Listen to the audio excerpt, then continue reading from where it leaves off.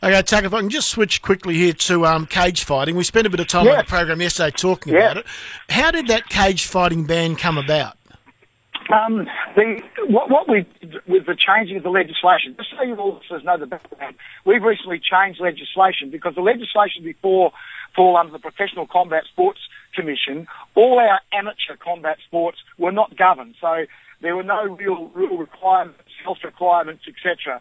We brought the whole lot now under the umbrella of the Combat Sports Commission. They have made lots of recommendations to us as the government, the bulk of which we have agreed to.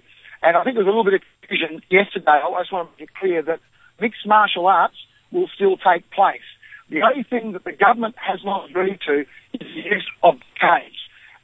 Now, the reason we have not agreed to the use of the cage, and we went through this long and hard, and once again we talked to lots of people about this, we feel that the cage does not project a good image, and we don't think the use of the cage is in the best interest of West Australians. The argument put forward for the cage is one of safety for the contestants. We took that very seriously and looked at that. However, I think there are other things that can be done that will make the justice safe. Did the Combat Sports Commission recommend that cages not be used? Sorry, Tuck, you're breaking up there. This is a shocking line, as usual, on mobile phones. So you said the Combat Sports Commission didn't recommend the cages not be used? Yeah, the Sports Combat Commission said that they recommend the cage should be used, and that's the one thing where I, as Sports Minister, and the government, through the Cabinet, we didn't agree with that condition. We feel that the cage is not in the best interest of West Australians. We've made what does that mean? It's just an image. You said it was the image of the cage. Well, I think it's a really contentious issue, Paul, and I think as I've talked around the community, there's varying views. I mean, there's people out there who want us to ban mixed martial arts.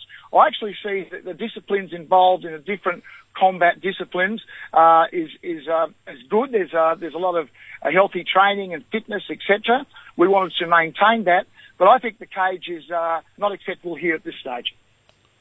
But why? I mean, the people who run the sport say it actually makes it safer. The likelihood here is that you will make mixed martial arts outside the cage more dangerous than it is inside the cage. I don't agree with that, Paul. I've looked at that really closely, and I see their arguments because they say people can fall out of the ring. There are methods in place where you can have an extra rope in the boxing ring. You can have mats around the floor, so if someone falls out, just like a high jumper jumps into a pit, they land on a safe bedding. The referee has the right to stop the fight and bring the contestants back into the middle. I don't think the use of the cage itself is a complete safety answer. But it's about the image of the cage, is it? You don't like the sort of the gladiatorial look of people fighting within a cage? No, I just don't think it sends a good message. And I don't think the majority of people in Western Australia accept the cage either.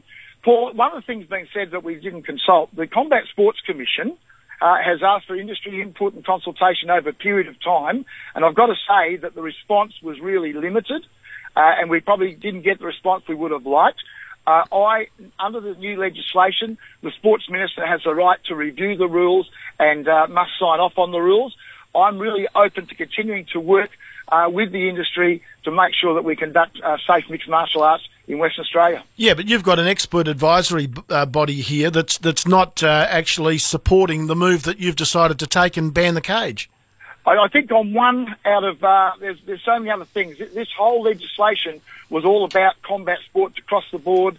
The ages when people fight, the requirements for protective gear at different ages, etc. We went through that, a long and exhaustive process. We've agreed on pretty much everything except the cage, Paul.